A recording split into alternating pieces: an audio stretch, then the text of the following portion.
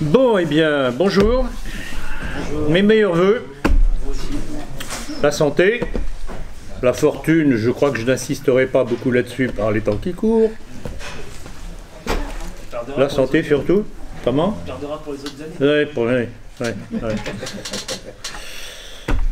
Donc, merci à vous d'être venus.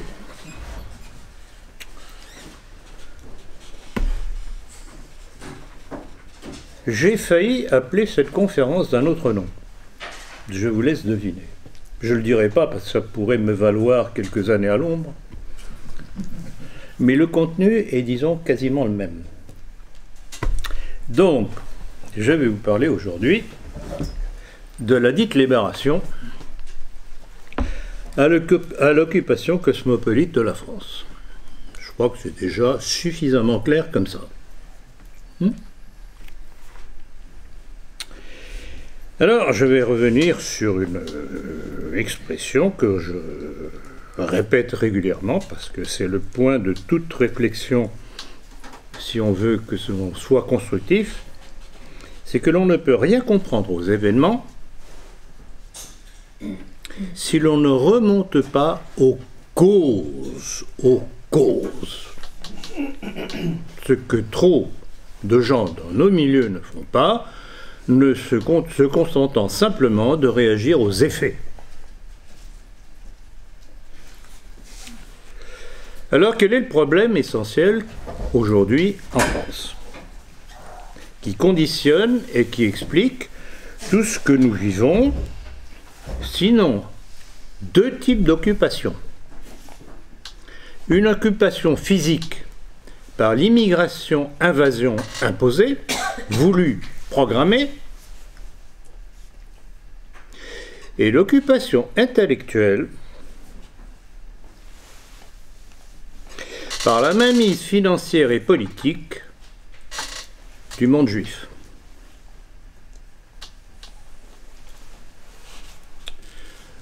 Alors, comment en est-on arrivé là? Il faut d'abord, et vous le savez, parce que pour moi, et c'est normalement pour tout le monde le point de départ si on veut comprendre quelque chose, il faut remonter d'abord à la Révolution dite française. Car c'est à partir de là que le monde cosmopolite, c'est-à-dire le monde maçonnique et juif, va commencer à s'imposer progressivement et conquérir le pouvoir en France.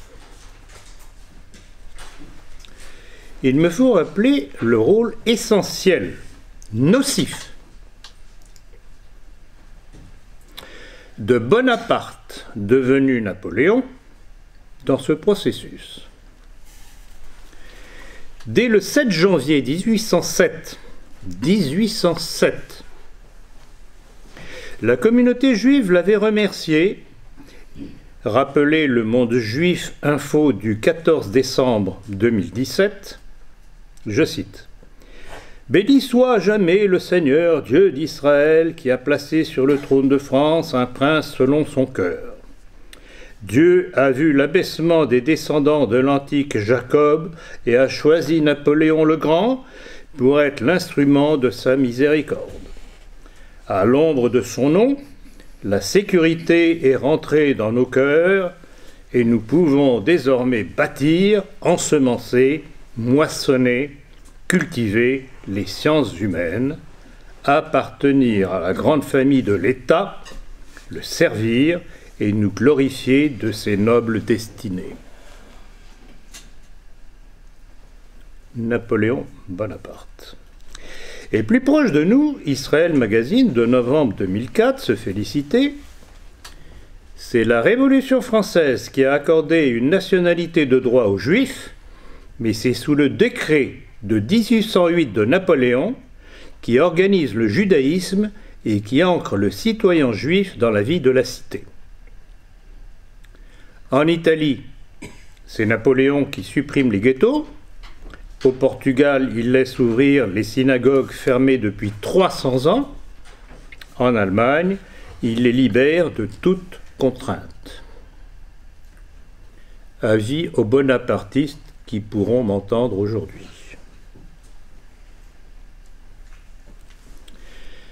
Telle fut la raison pour laquelle la finance juive allait allier à sa créature la maçonnerie, anglaise introduite en France, avait besoin de la Révolution.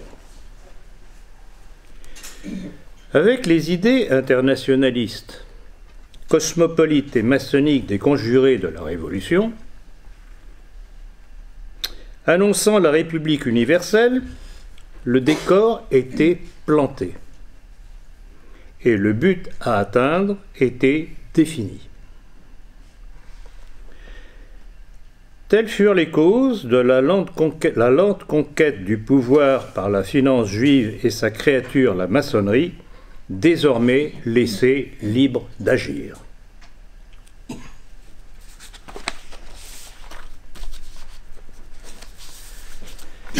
Il y aura différentes étapes que j'ai décrites dans mon livre « L'armée française face à la destruction de la nation ». Vous avez là l'affaire Dreyfus, l'assassinat de Félix Faure, qui était opposé à la révision du procédé Dreyfus. C'est pour ça qu'il a été éliminé. L'affaire des fiches, concernant l'armée, l'affaire des inventaires, la loi de séparation de l'Église et de l'État, et tout ce qui allait s'en suivre. Tout cela accompagné par la lente conquête des instruments de l'État, l'éducation nationale, la magistrature, l'armée, tout ce qui constitue la structure et l'armature de l'État. Et d'épuration en épuration, donc tout, notamment dans l'armée, tout allait être pris en main, contrôlé, surveillé, non seulement par des officiers francs-maçons, mais aussi par des officiers catholiques qui acceptaient leur rôle que leur donnait encore la République. Vous savez que j'ai parlé à plusieurs reprises, et j'en parle dans mon livre sur l'armée, du rôle étrange joué par un certain général Pugat, Benoît Pugat, paroissien de la fraternité Saint-Pédis, allant à la messe, béni oui oui, à Saint-Nicolas du Chardonnay, mais acceptant tout de Sarkozy, puis de Hollande, jusqu'à Macron, puisqu'il a été fait grand maître, pas grand maître, c'est quel est le titre? C'est grand chantant. Il est le responsable de l'ordre de la Légion d'honneur. Donc c'est lui qui distribue les Légions d'honneur à qui de droit et qui le mérite au nom de la République. Donc un officier catholique, traditionnaliste, qui plus est. Et après cela, étonnez-vous du silence de la Grande Muette.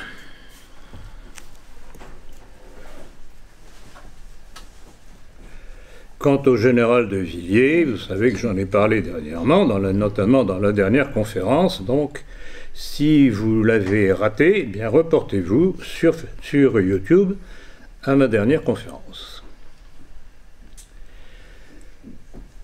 La deuxième révolution dite française allait être ce que l'on a appelé la libération, d'où le titre de ma conférence. Accouplée à l'épuration de 1944-45 et leurs conséquences jusqu'à aujourd'hui. Et c'est plus particulièrement cet aspect que j'ai voulu traiter dans cette conférence d'aujourd'hui. Conséquence de la débâcle militaire de la Troisième République en 1940, qui avec l'Angleterre avait déclaré la guerre au Troisième Reich, et non pas le contraire comme beaucoup de médias le laissent entendre, non préparé, j'insiste bien là-dessus, non préparé, ce qui allait aboutir à la fameuse débâcle, une de plus après celle de Sedan, du Deuxième Empire, et tout ce personnel politique de la Troisième République s'enfuyant qui sur le paquebot Massilia, destination l'Afrique du Nord, qui en Angleterre, qui aux États-Unis, se mettre à l'abri des conséquences de ce qu'ils avaient fait.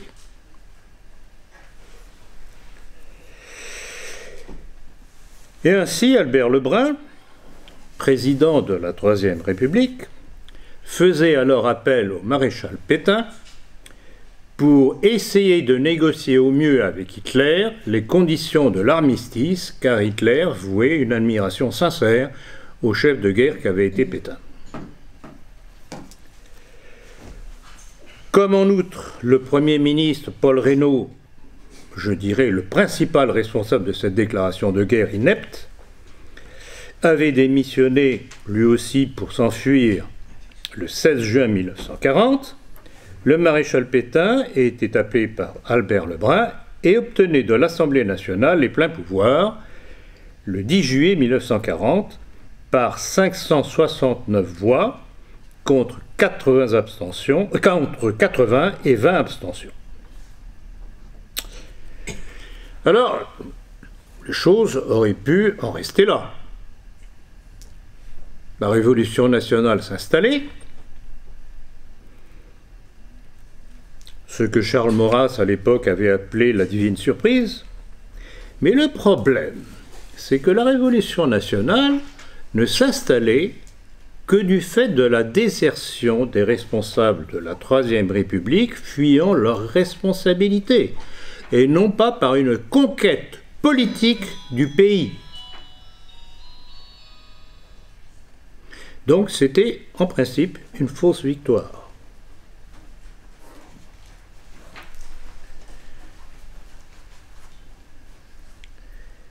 Et alors, plusieurs facteurs allaient intervenir pour empêcher son accomplissement. Premièrement, et j'en ai déjà parlé, j'en parle notamment dans mon livre « Le nationalisme français », la niaiserie et les tergiversations des membres du gouvernement de Vichy, et notamment au sujet de l'interdiction au nom de la maçonnerie, qui allait faire que de retard en retard sur la décision, la maçonnerie allait pouvoir mettre à l'abri ses documents et puis surtout la liste de ses adhérents. Si bien que quand la condamnation est tombée, contrairement à ce qui s'était passé au Portugal sous Salazar, l'État français ne savait plus qui était qui dans les rouages de l'État, et que c'est ainsi que sont restés dans ces rouages de l'État nombre de francs-maçons qui ont continué à travailler pour leur cause. Donc le ver était dans le fruit.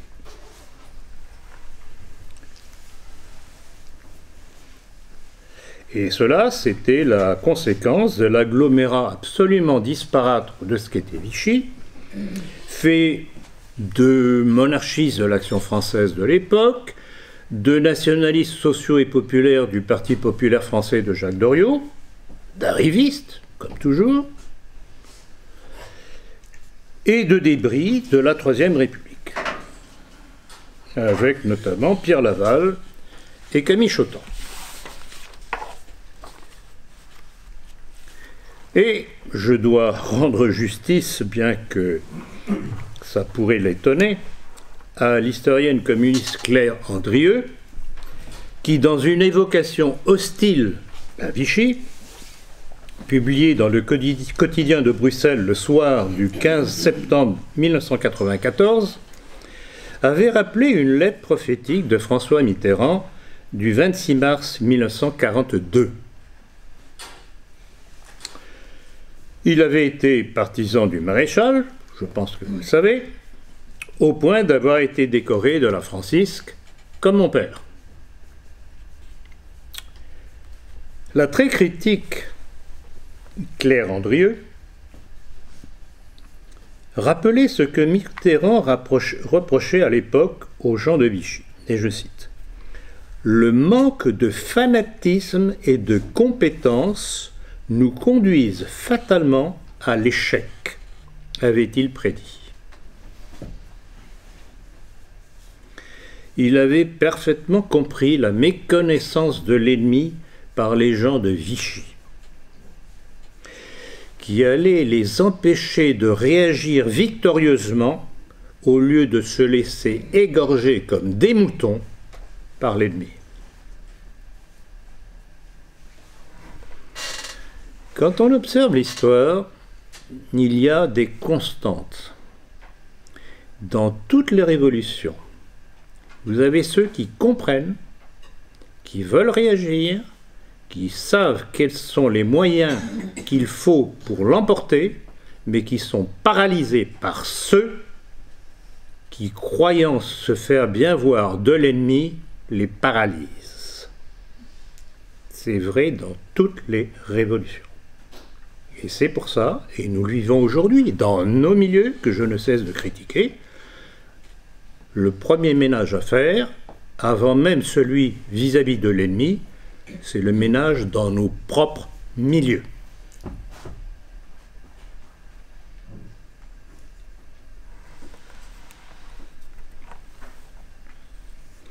Autre texte reproché à Mitterrand, une appréciation flatteuse du sol, c'est-à-dire le service d'ordre légionnaire d'où allait sortir la milice.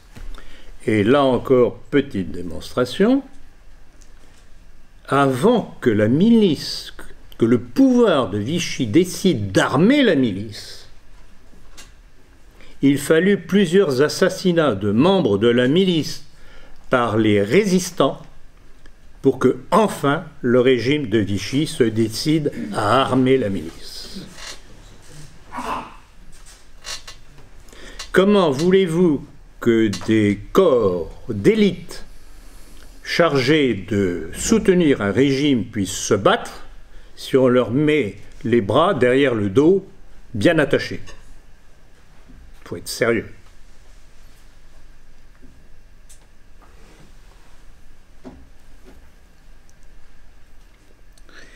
Alors, ce texte que reprochait l'historienne communiste Claire Andrieux à Mitterrand vaut la peine tout de même d'être rappelé.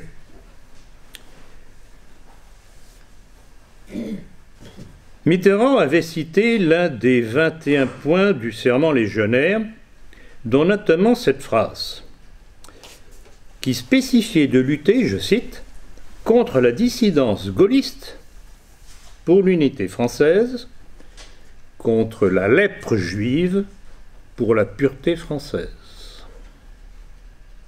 Mitterrand.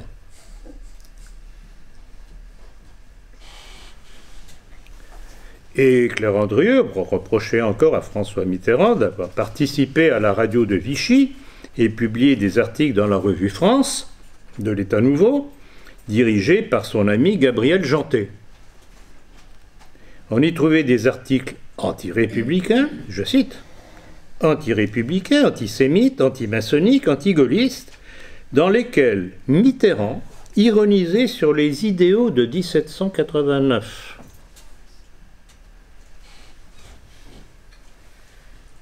Il dénonçait, je cite, 150 années d'erreur, la philosophie des Lumières et l'idéologie des droits de l'homme. Ainsi concluait Claire Andrieux, pour le lui reprocher, François Mitterrand faisait partie des durs de Vichy.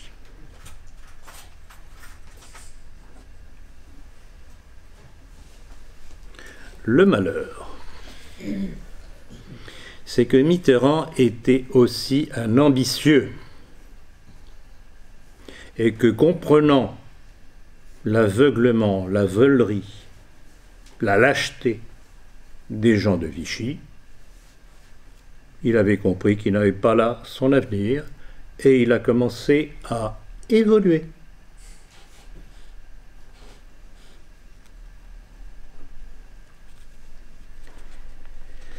Rendons-lui quand même une justice, c'est que contrairement à un certain Jean-Marie Le Pen, il n'a cessé jusqu'à sa mort de faire fleurir la tombe du maréchal Pétain.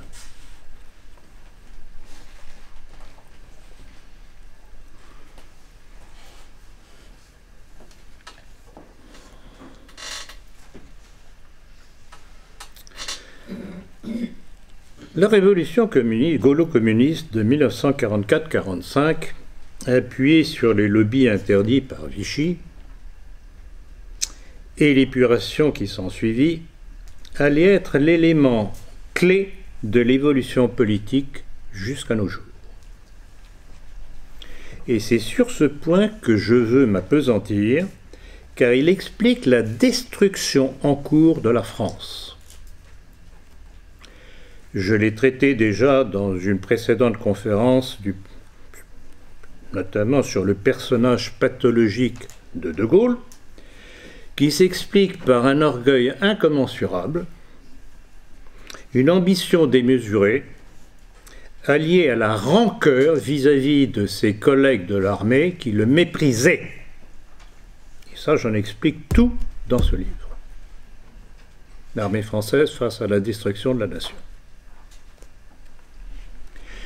Celui du jeune capitaine en 1916 se rendant sans combattre dès le lendemain de son arrivée au front, alors que son collègue qu'il remplaçait avait tenu.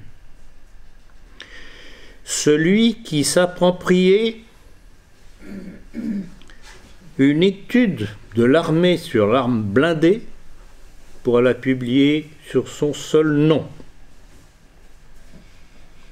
Celui qui partait en Angleterre alors même que l'armistice n'était pas signé et donc déserté en plein combat. En raccourci, tel est De Gaulle. Tel était De Gaulle. Et c'est d'ailleurs ce qui allait entraîner de la part d'Albert Lebrun, je souligne bien, de la part d'Albert Lebrun, président de la Troisième République française, non pas par Vichy, la condamnation à mort de De Gaulle pour cause de trahison par un tribunal militaire et sa dégradation du titre de général à titre provisoire à laquelle il avait été nommé précédemment. Rappelez-vous, n'ayez pas la mémoire courte, comme disait le maréchal.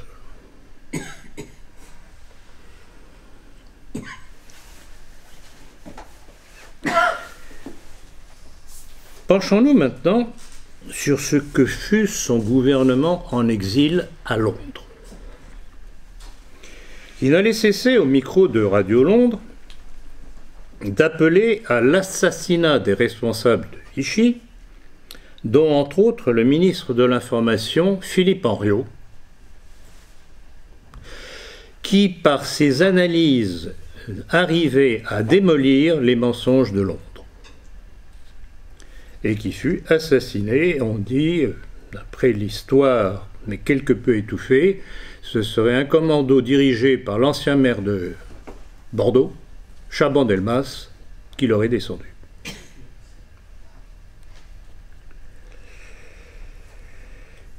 Alors, ce gouvernement provisoire, eh bien, c'était un mélange de démocrates chrétiens, modernistes, gauchistes, d'hommes de gauche et d'extrême gauche, de juifs, de francs-maçons, de René Cassin à Jean-Pierre Lévy, de Daniel Meyer à Maxime Bloch-Massard, Jacques-Henri Simon, jusqu'à Jacques Soustel, Georges Bidault, Maurice Schumann, André Mercier du Parti communiste, le socialiste de la SFIO, le Trocker, Claude Bourdet de Combat, entre autres.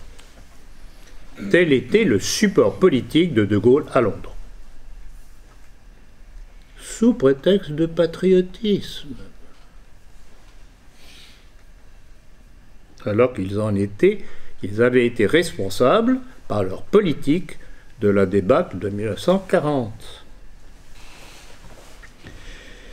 C'est donc tout un agglomérat de responsables de la débâcle de 1940, des lobbies qui avaient eu peur de perdre leur mainmise sur la France depuis 1789, qui, sous couvert de patriotisme, revenus dans les fourgons anglo-saxons, allaient prendre leur revanche et pousser la France dans une toute autre direction.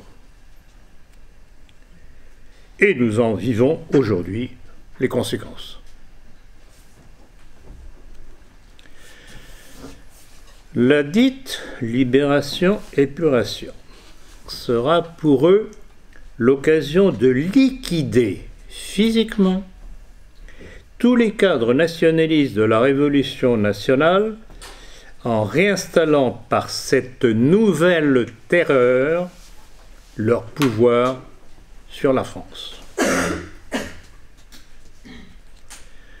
Ce sont ces cadres nationalistes, liquidés par la terreur gaulo-communiste en 1944-45, qui, au lendemain de la Deuxième Guerre mondiale, allaient manquer à la France pour être les transmetteurs de ce que doit être la politique de défense de notre nation. Eux ont su faire le ménage de leurs ennemis, ce que nos milieux sont incapables de faire, quand ils sont en mesure de le faire. Et vous voyez à quel point Mitterrand avait eu raison.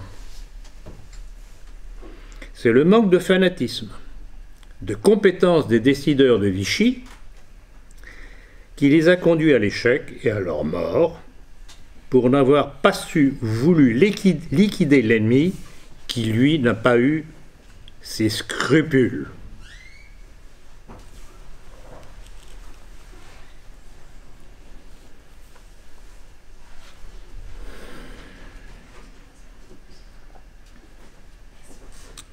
Charles de Gaulle, le capitulaire de 1916, méprisé de l'armée française, s'alliera ainsi à la ténébreuse alliance du capitalisme et du marxisme, dénoncée par le maréchal Pétain, et ramènera avec lui dans les fourgons de l'étranger les responsables de la débâcle de 1940 avec les communistes, les francs-maçons et les juifs.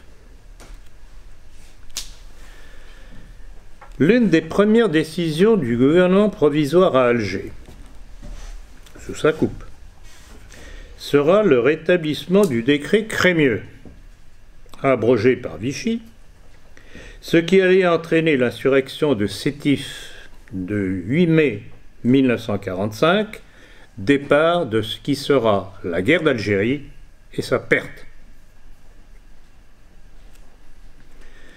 Pour ceux qui ne le sauraient pas, ce décret imposé en 1870 par Adolphe Isaac Crémieux, président de l'Alliance israélite universelle, après la débâcle de Sedan du Deuxième Empire, octroyait en bloc la nationalité française aux seuls juifs en Algérie, mais pas aux musulmans qui venaient de se battre pour la France contre la Prusse.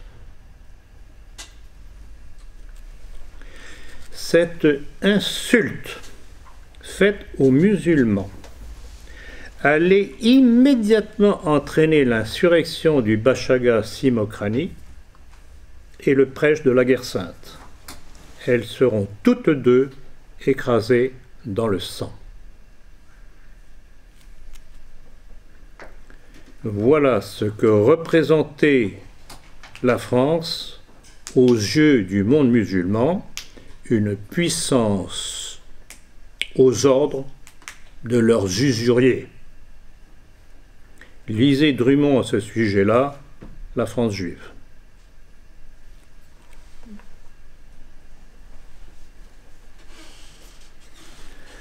La déclaration de Gaulle au délégué de la Grande Loge et du Grand Orient de France en 1943, que rapportait Fred Zeller, le grand maître de l'époque du Grand Orient, dans son livre 3 points, et c'est tout, montrait bien sur quelle base, sur quelle force Charles de Gaulle comptait s'appuyer.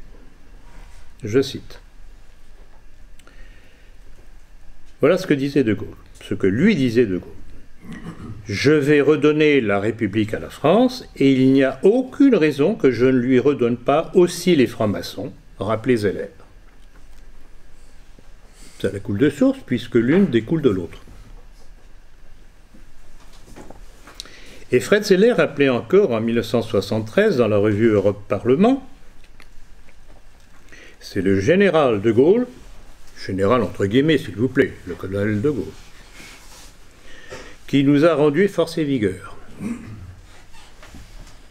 En effet, de 350 députés et sénateurs sous la Troisième République, il n'était plus que 150 au début de la Quatrième République.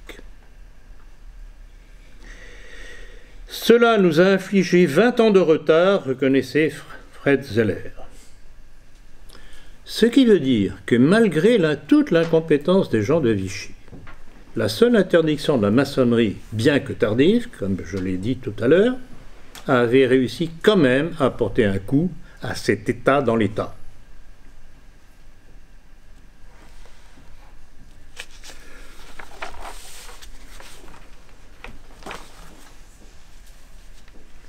Ce qui prouve une chose, c'est que, comme toujours, s'il y a la volonté, et notamment la volonté politique, on peut briser l'ennemi. Et voilà pourquoi l'État français, malgré toutes ses faiblesses, est malgré tout tellement diabolisé. Et puis ce sera l'épuration sanglante colo-communiste. Ce seront plus de 120 000 exécutions officielles revendiquées par le démocrate chrétien Pierre-Henri Tedgen, garde des Sceaux de M. de Gaulle, qui, répondant aux communistes à la Chambre, qui trouvaient que l'épuration était insuffisante, allait se vanter, en faisant référence à l'autre terreur de 1793, « Messieurs, par rapport à nous, les grands ancêtres étaient des enfants de cœur. » Ce qui laisse tout de même supposer que numériquement, l'épuration de 1944-45 était supérieure au massacre de la terreur de 1793.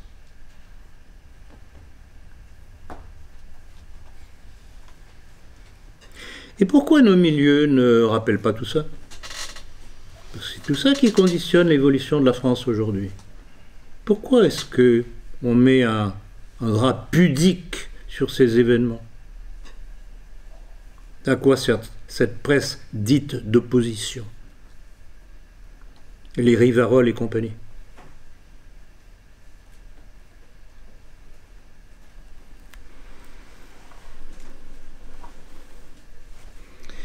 Et les crimes de la résistance gaulo-communiste furent tels, c'est un rappel que je fais encore parce qu'il faut revenir à ces choses, parce que c'est fondamental pour comprendre cette époque et notre époque. Le père Penici, dans son serment du dimanche des Rameaux de 1945, à Notre-Dame de Paris, dénonçait ce régime d'abattoir.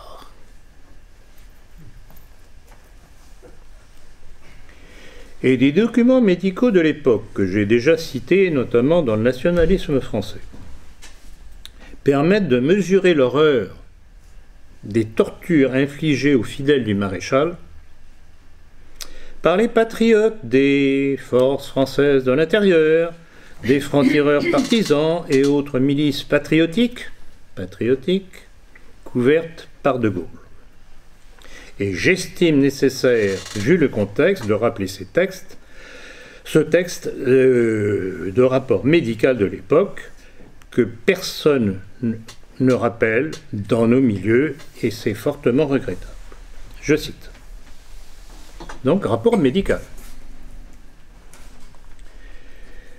Poils brûlés au briquet, bougies allumées dans l'anus, pointe d'essaim coupé, dents cassées, brûlure électrique dans le vagin, l'anus, la marche ou reptation imposée, bien sûr, sur du verre, brûlure pour cautériser les plaies, aspersion d'essence et mise à feu, enfoncement de la cage thoracique, du crâne, avec lésions méningées, cérébrale et de la moelle épinière, lésions de l'œil. Petite parenthèse. C'est ainsi que devait mourir, dans des souffrances atroces, le constructeur Louis Renault, dont les usines furent confisquées à la dite Libération, au détriment de leurs héritiers, de ses héritiers. Viol de femmes, bien sûr, de fillettes, promener nu, etc., etc. Et j'en profite pour tirer un coup de chapeau à l'acteur qui est mort il y a quelques jours,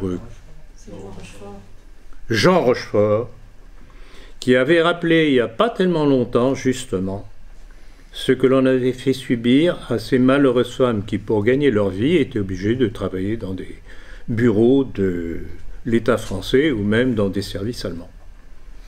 Promener nu, tondu, etc., etc., puis tout le reste qui suit après. Voilà ce qu'il faut savoir si on veut comprendre par qui nous sommes gouvernés, par les descendants qui ont fait ça.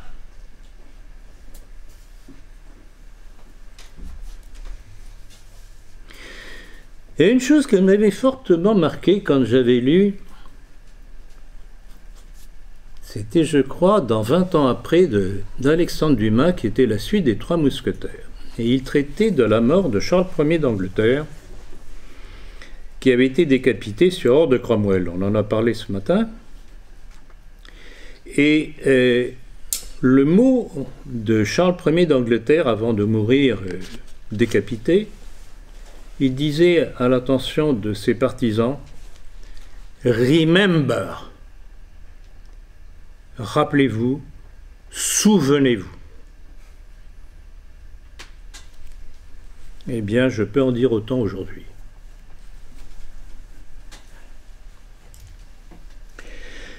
Il faut encore rappeler notamment le martyre de l'amiral Platon, chargé par le maréchal Pétain de surveiller les éventuelles reconstitutions de sociétés secrètes, puisque, comme je vous l'ai dit, la maçonnerie avait été interdite.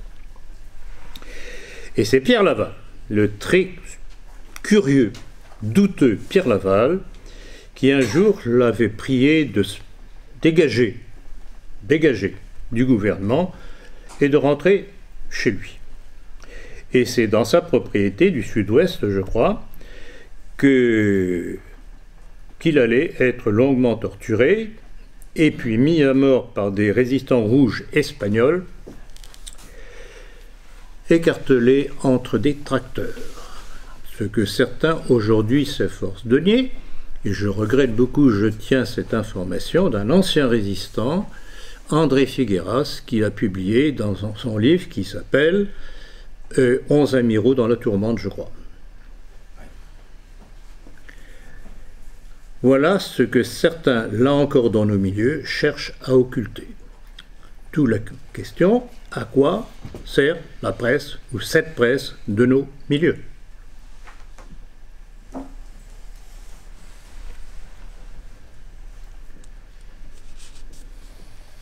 Et alors le plus intéressant, et ça je l'ai cité dans mon livre La maçonnerie, c'est que plusieurs années plus tard, les francs-maçons allaient rendre justice à Pierre Laval de les avoir protégés. Vous avez toutes les citations concernant ça. Ce sont deux francs-maçons belges, Goldnadel et je ne sais plus qui encore, qui le rapportent dans une étude qu'ils ont faite sur la maçonnerie en général. Bon à savoir tout ça, ça explique beaucoup de choses. Et puis il y eut, ce sont quelques exemples parmi les plus criards, mais il y aurait des tonnes de livres à écrire là-dessus malheureusement. Le massacre du comte Christian de Lorgeril, qui avait été un héros de la Première Guerre mondiale, admirateur du maréchal Pétain. Et c'est donc son martyr, et c'est le quotidien démocrate chrétien du MRP de l'époque, l'Aube, dans son numéro du 16 novembre 1950, quand même un peu gêné de ce qu'ils allaient exposer, il disait ceci, il rapportait ceci. Arrêté pour ses idées monarchistes le 22 août 1944, complètement nu, le malheureux dut s'asseoir sur la pointe d'une baïonnette, puis il eut les espaces métacarpiens sectionnés, les pieds et les mains broyés, le thorax et le dos transpercés par une baïonnette rougie au feu, puis on le réanima pour lui verser du pétrole enflammé sur les plaies, Il ne devait mourir que 55 jours plus tard dans des souffrances de damnés.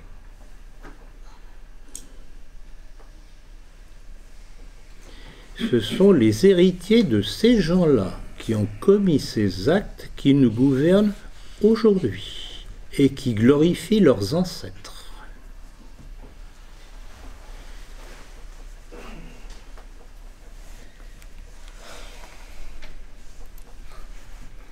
Et j'insiste lourdement, ce ne sont pas des vichistes qui ont écrit ce texte, mais les démocrates chrétiens de l'Aube, alliés de De Gaulle, qui quand même trouvaient ça un petit peu difficile à passer.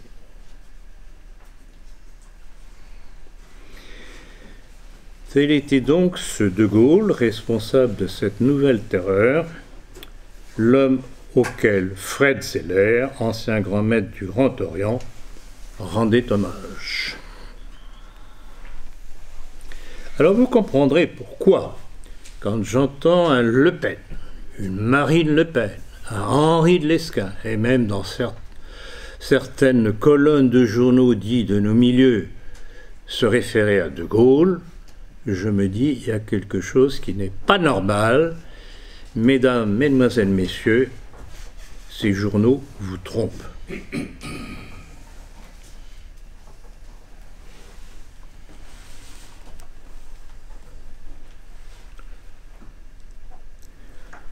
Déjà responsable de la guerre civile de 1940-45, De Gaulle allait à nouveau fomenter la guerre civile par sa trahison en Algérie.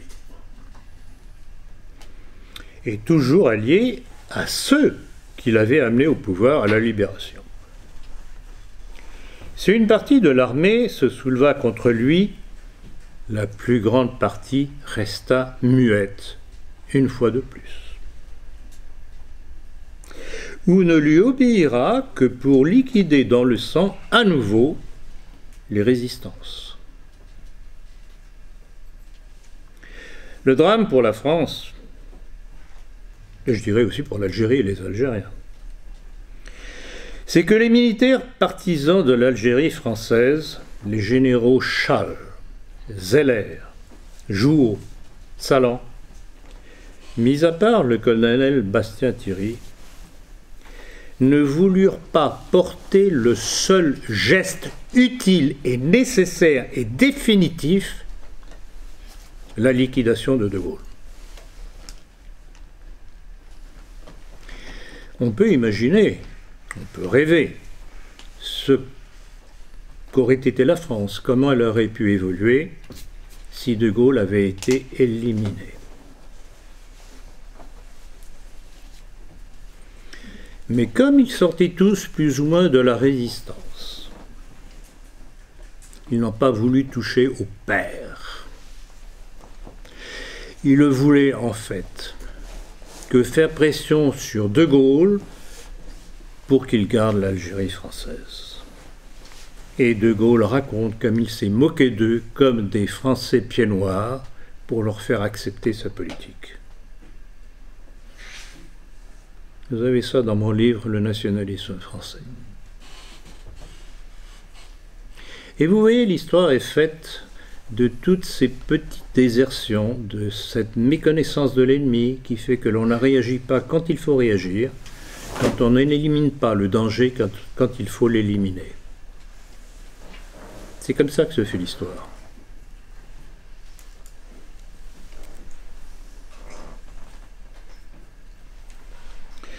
Et alors, ce sera le massacre des Pieds Noirs et des musulmans fidèles à la France par le FLN marxiste,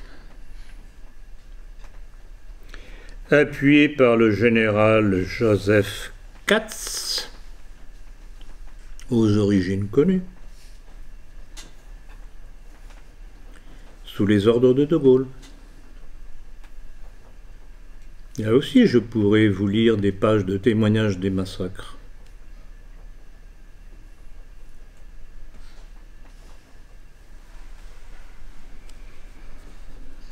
Et en fait, De Gaulle ne faisait qu'assouvir sa haine et sa vengeance envers les pieds noirs qui lui avaient successivement préféré Pétain, Darlan et Giraud.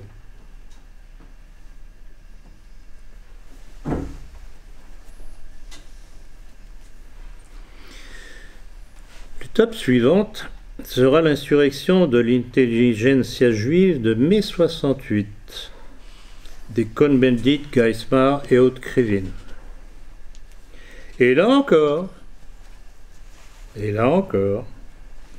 incapable de la maîtriser, De Gaulle s'enfuira en Allemagne, se mettre à l'abri auprès du général Massu, qui était encore en garnison en Allemagne à l'époque, qui lui avait sagement obéi dans le largage, abandon de l'Algérie.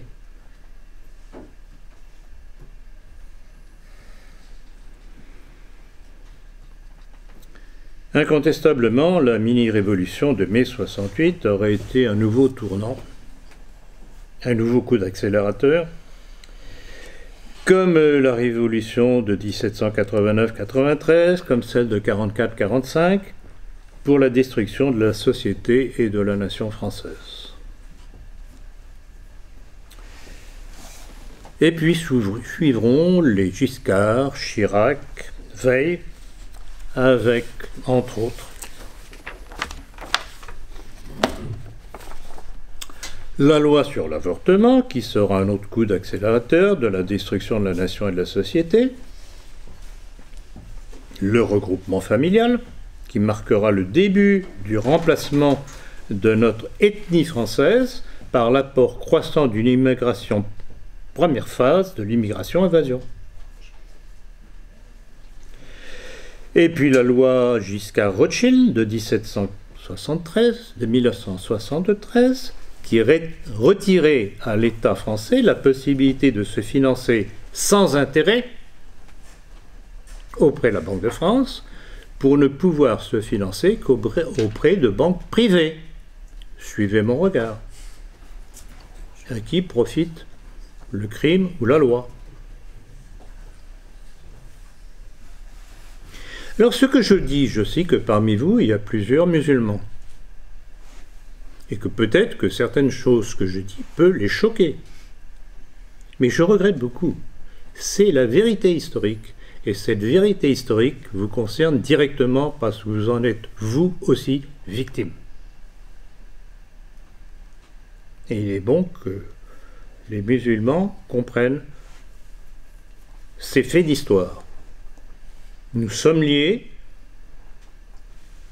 parce que nous sommes face à un ennemi commun.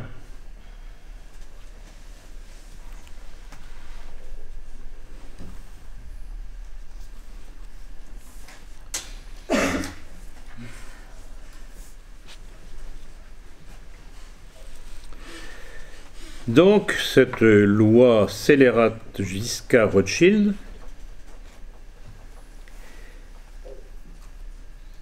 a été, là encore, le point de départ du naufrage économique de la France. Alors, ne vous attendez tout de même pas à ce que notre coquelet élyséen, jupitérien, Napoléon, etc., comme le nomment certains flagorneurs des médias, supprime cette loi, puisqu'il en est sorti. Ou plutôt, il en est.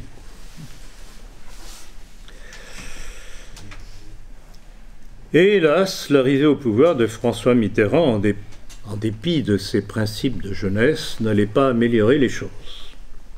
Et là, vraiment, c'est une question que je me pose périodiquement. Comment se fait-il qu'un homme qui avait vu aussi subtilement et précisément ce qui allait arriver à la France, du fait de la naïveté et de la lâcheté des gens de Vichy, comment n'a-t-il pas gardé, je ne sais pas, son idéal de jeunesse? Comment, à ce point, l'ambition peut l'emporter? Ça décrit la nature humaine d'une bien vilaine façon. À quel point le seul intérêt peut pousser un individu.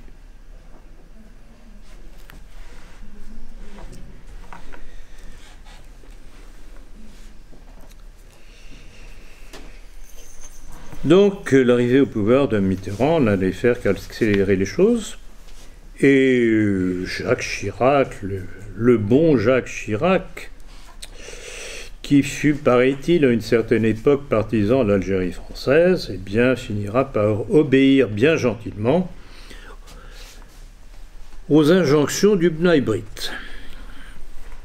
Et son remplacement par Nicolas Sarkozy, petit-fils de rabbin sioniste de Salonique, par sa mère, tout de même bon de rappeler ça, allait être un nouveau coup d'accélérateur du processus de destruction par l'entrée désormais massive de l'immigration légale et clandestine.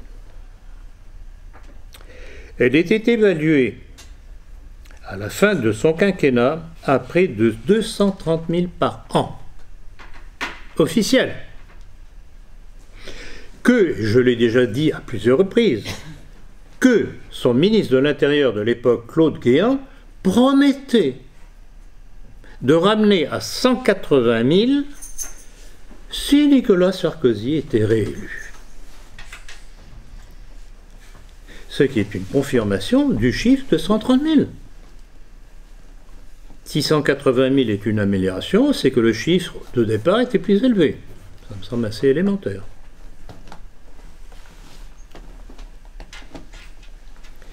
Et aujourd'hui, avec l'arrivée au pouvoir du franc-maçon Emmanuel Macron, associé de la banque Rothschild, l'homme des Américains fabriqué comme l'a été Sarkozy, et là, bon, je crois qu'il est quasiment épuisé mon petit opuscule sur Sarkozy.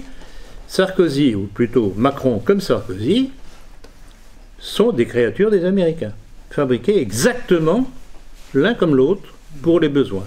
Et une chose que j'ai déjà expliquée à plusieurs reprises, les Américains repèrent dans les universités des différents pays du monde quels sont des éléments qui peuvent être utilisables.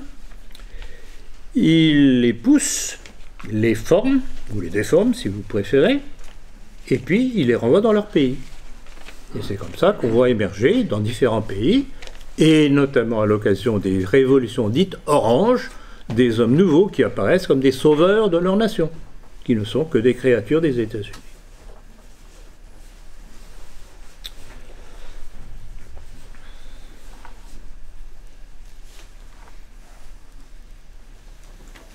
Alors aujourd'hui, et faites bien attention à cela, parce que c'est toute une manipulation, encore une fois, de l'opinion publique. Je ne sais pas si vous avez remarqué et repéré la manipulation en cours. On vous parle des demandeurs d'asile. Et on vous parle de 10 000.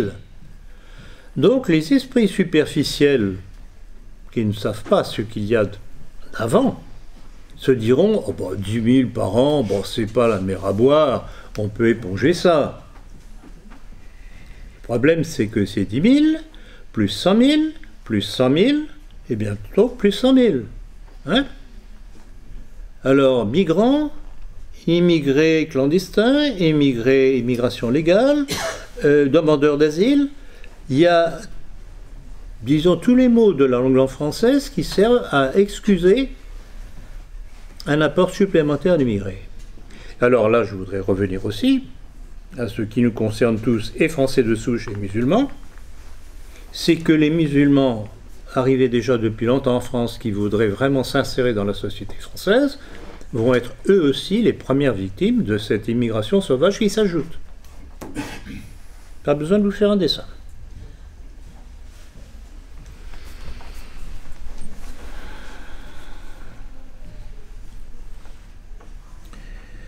Et alors, on en arrive au terrorisme. Curieux terrorisme.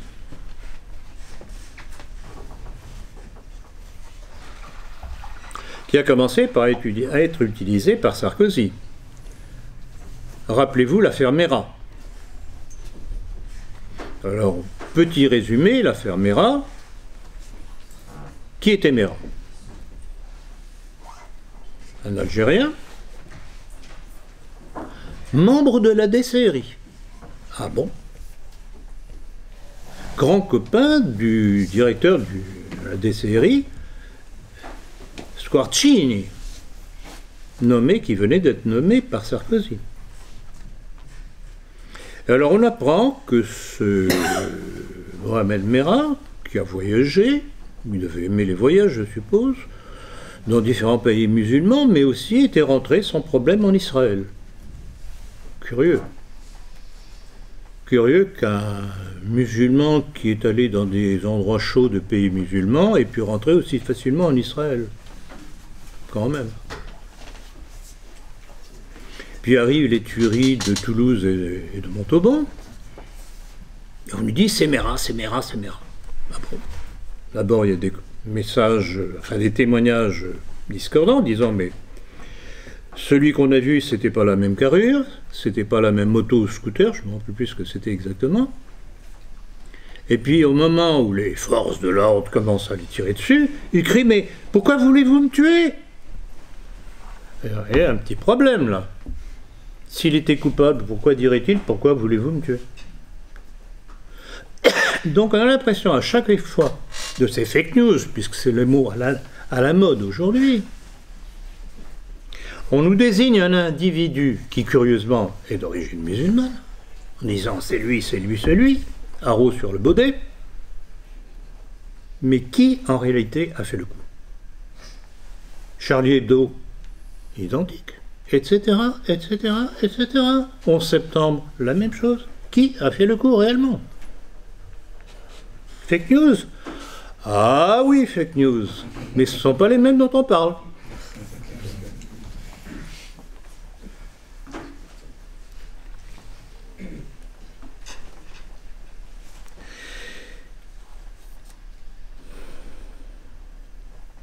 Donc à chaque fois qu'il y a un attentat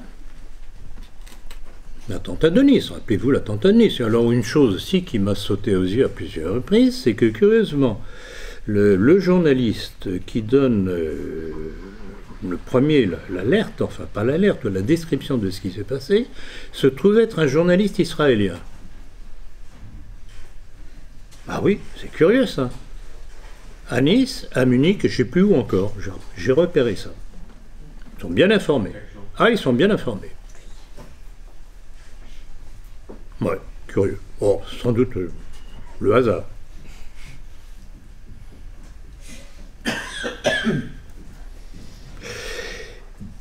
Et qu'est-ce que c'est que cette histoire de Nice? Là encore, je voudrais y revenir. Où une policière est intimée par son ministre de l'Intérieur, M. Cazeneuve, de modifier son rapport sur ce qu'elle a vu. Pourquoi? Ce qu'elle a vu ne colle pas avec ce que voudrait que le pouvoir veut. Qu'est-ce que c'est que ça? Qu'est-ce que c'est que cette manipulation? Donc on est en pleine manipulation et manipulation des populations pour leur faire admettre, à la suite de ces attentats, que pour se prémunir et donc pour nous protéger, il faut faire des lois qui restreignent nos libertés. Et qu'avait fait un certain George W. Bush après après les attentats de 2001 aux États-Unis? Le Patriot Act, justement. Et c'était quoi le Patriot Act? Est-ce que c'était pour dresser la liste de tous les musulmans islamistes dangereux aux États-Unis? Mais non. C'était pour mettre en fiche tous les citoyens américains. Et voilà. C'est comme ça que petit à petit, à travers le monde, ces mêmes régimes instaurent leur dictature.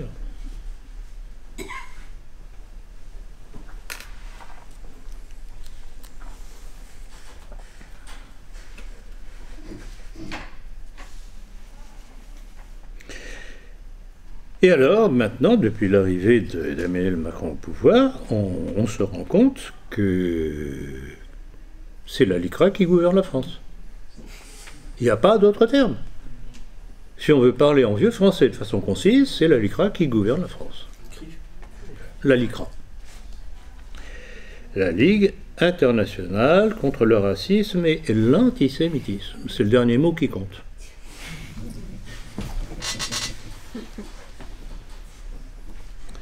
Rappelez-vous le décret que j'ai déjà cité, numéro 2017-1230 du 3 août 2017, promulgué par le gouvernement de M. Emmanuel Macron, qui stipulait « Le gouvernement français pourra punir d'amende et de séances de rééducation politique toute discussion privée jugée déviante dont il juge le contenu hostile et non conforme à l'idéologie officielle. » Idéologie officielle? Ah bon? Laquelle? Celle du lobby juif. Et comme si cela n'était pas suffisant, sous prétexte de prémunir le citoyen des fake news, des fausses nouvelles, Emmanuel Macron, dans ses vœux à la presse du 3 janvier dernier, annonçait qu'une loi était en préparation pour contrecarrer la diffusion de fausses informations sur les réseaux sociaux. Alors, premièrement, c'était une façon de faire croire aux citoyens que le gouvernement, l'État, veillait à son information honnête, ce qui sous-entend que les informations diffusées par le gouvernement ne peuvent être qu'honnêtes.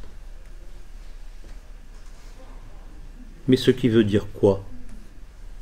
C'est que le gouvernement, Macron et toutes les forces qui sont derrière se rendent compte que progressivement, grâce à toutes les analyses que nous pouvons faire, grâce aux réseaux sociaux, ils ont beau essayer d'inventer de nouvelles lois, je ne parle même plus de la loi Gaïsso et Fabius, d'inventer de nouvelles lois et décrets pour essayer de museler la vérité c'est comme l'eau.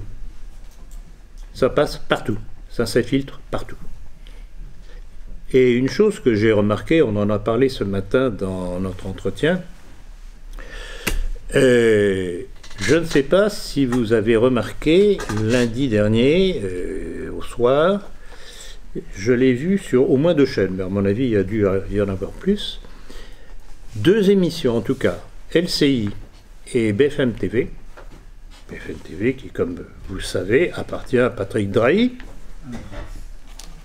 Vous savez qui est l'individu, ce franco-israélien, grand ami d'Emmanuel Macron, qui a fait une très grande partie de sa campagne présidentielle.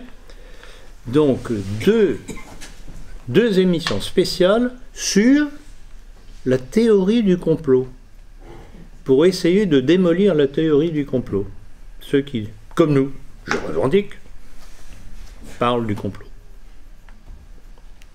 Alors c'est très intéressant parce que, bon, je suis peut-être un optimiste, mais s'ils ont à ce point peur de cette théorie du complot, des soi-disant fake news, c'est que ça commence à ouvrir les yeux à pas mal de gens, et eux doivent le savoir encore mieux que nous. Donc c'est très intéressant. Et on ne peut que faire une chose, c'est continuer de plus belle. Élémentaire, mon cher Watson. Or, c'est tout de même assez incroyable de la part de ces démocrates qui sont en train de vouloir museler la liberté d'expression. Et on en arrive à une conception invraisemblable de la criminalisation de la liberté d'expression. Il n'y a pas d'autre terme. Vous dites la vérité, donc on doit vous éliminer. Qu'est-ce qui s'est passé à la Libération et Réparation déjà? Pour l'instant, ce n'est que technique. Par des décrets et des lois, on verra quelle est la prochaine étape. Et c'est pour ça que je dis, armez-vous. Ne vous laissez pas abattre comme des moutons.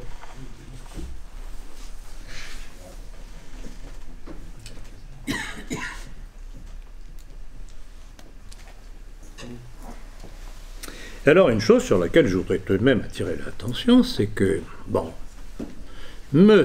Macron veut dénoncer les fake news qui le dérangent. D'accord. Mais qui va décider de ce qui est fake news ou pas? Ah, mais il va y avoir un cabinet noir. N'y voyez aucun racisme dans le terme cabinet noir, quand même.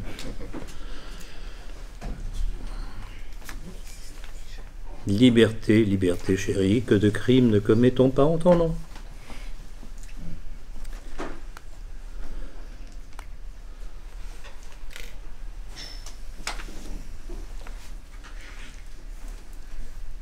Donc, tout n'est que mensonge.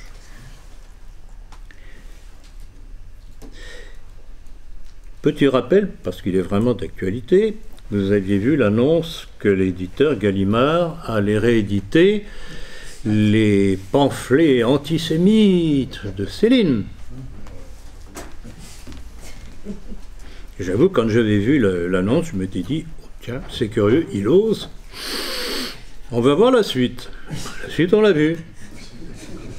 Et il y a même pas une semaine, le CRIF avait dit « Oh, mais ça va pas se passer comme ça, nous allons intervenir. » Bah, la fin de l'histoire, vous la connaissez, puisque André Gallimard, hier, a fait une déclaration sur les chaînes télévisées qui l'ont bien relayé, que le climat actuel n'était pas propice à leur publication, etc., etc. Et voilà. C'est pour ça que je dis, qui gouverne la France aujourd'hui? C'est la LICRA. Réjouissez-vous.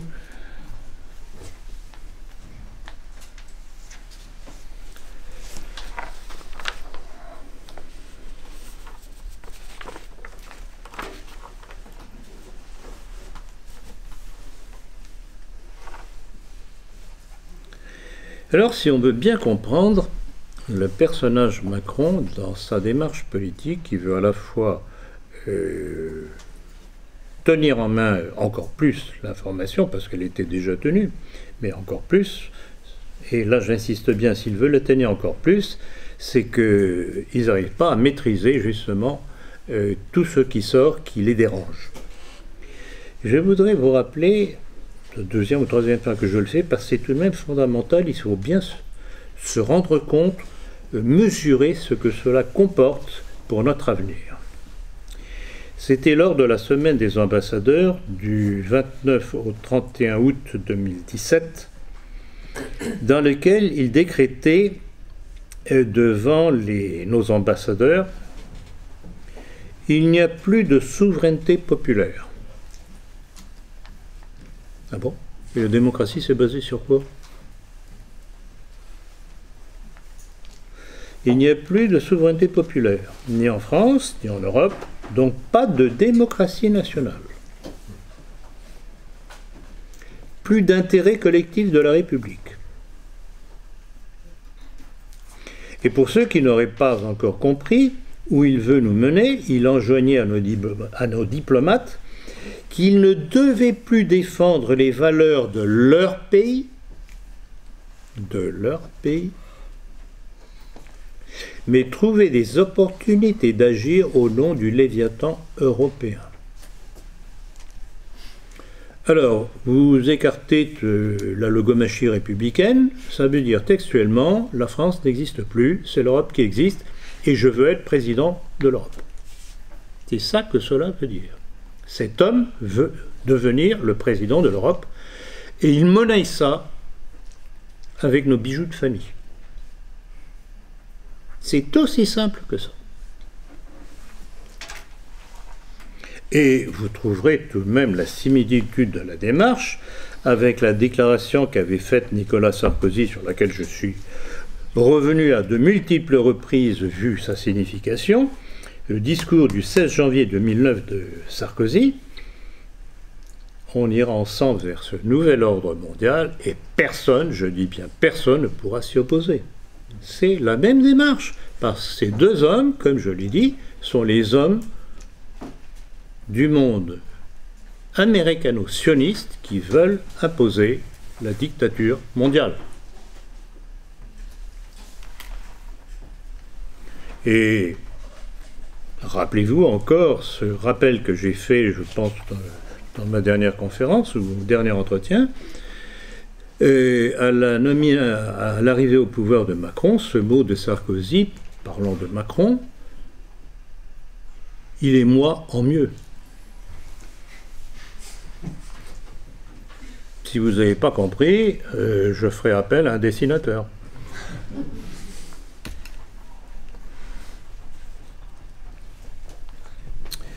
Alors, après ces quelques rappels historiques, je pense que vous aurez compris la raison du titre de cette conférence, de la dite libération à l'occupation cosmopolite de la France.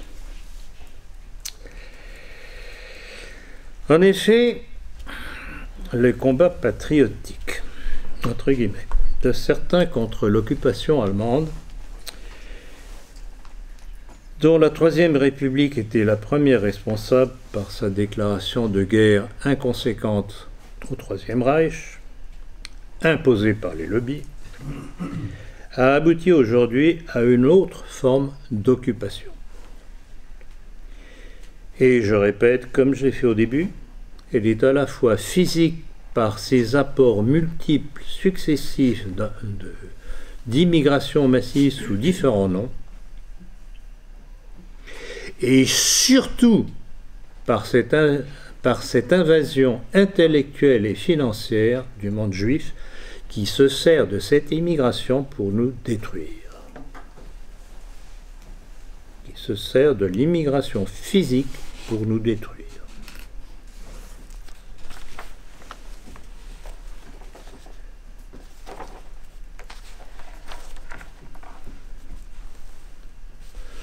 Le problème récurrent du monde juif, comme le reconnaissait Bernard Lazare, qui était juif pourtant, dans son livre Histoire, l'antisémitisme, son histoire et ses causes, c'est que le monde juif, en tout cas dans ses hauts dirigeants,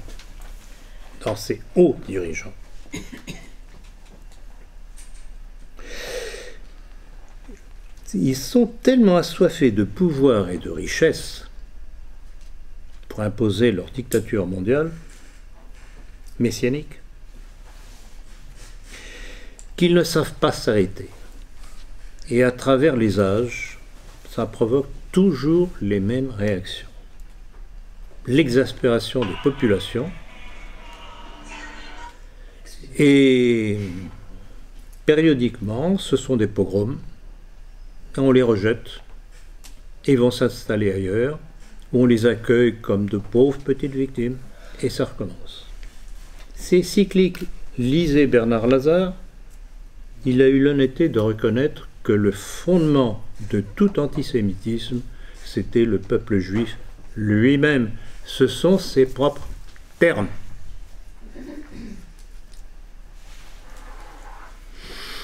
Le travail que je fais, c'est un petit peu un travail d'entomologiste, ou en tout cas de médecin. J'observe une situation, je regarde quelles sont les causes, et je plante mon épingle, ou si vous préférez le bistouri, sur la cause. Point. Ce sont des faits. Ce n'est pas de la théorie de la conspiration, ce sont des faits.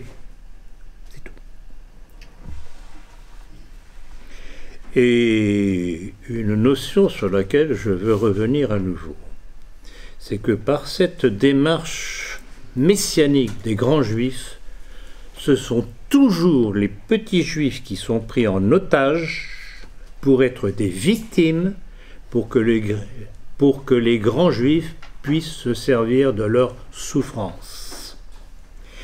Et le jour où les petits juifs auront compris qu'il faut qu'ils se dégagent des rabbins, alors peut-être qu'il y aura quelque chose qui se passera.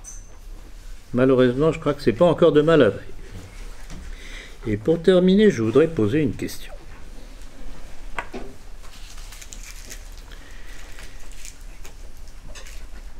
Combien de ceux, ou leurs héritiers d'aujourd'hui,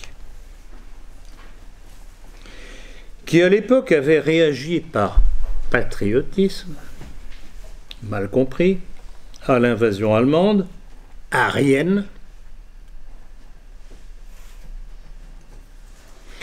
serait capable ou voudrait réagir aujourd'hui à cette double invasion sans guerre voulue par nos gouvernements successifs aux ordres du mondialisme messianique.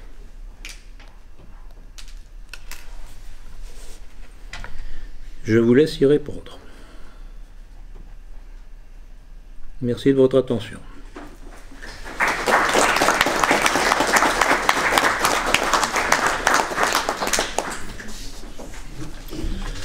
Il y a une chose, bon, alors, première petite chose, bon, vous l'avez, certains nous a donné, l'ont vu d'abord, nous avons été tout de même obligés d'augmenter le prix de l'abonnement à la politique, qui passe de 50 à 55 euros. Nous ne l'avons pas augmenté depuis pratiquement 8 ans, en dépit de toutes les augmentations que vous connaissez. Et c'est vrai aussi bien pour la France que pour l'étranger, que pour les abonnements à l'étranger. Donc c'est une annonce que je voulais faire, d'une part. Deuxièmement, il y a une chose tout de même qui me saute aux yeux. La plupart d'entre vous qui venez avaient pris tous plus ou moins les ouvrages qui sont ici. Mais il y a une chose qui d'année en année me saute aux yeux, ainsi qu'à mes collaborateurs, c'est qu'au moment des fêtes, il n'y a pas tellement d'achats supplémentaires de livres pour en faire des cadeaux.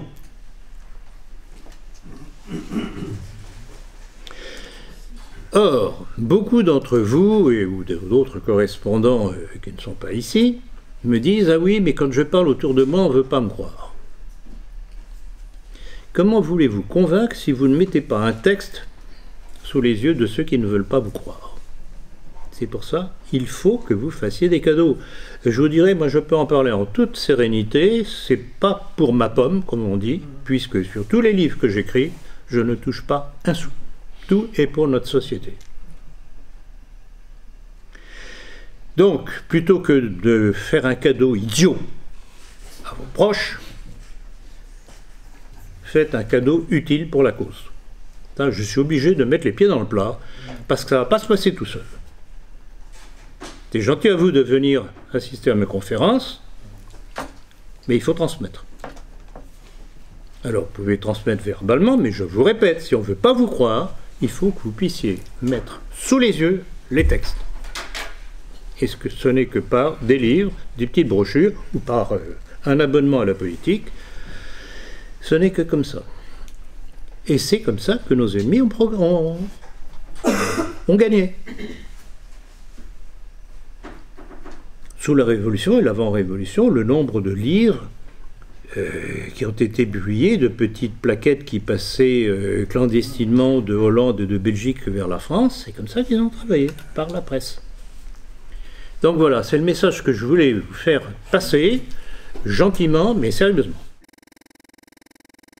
Si vous avez des questions à poser maintenant, je suis à votre disposition.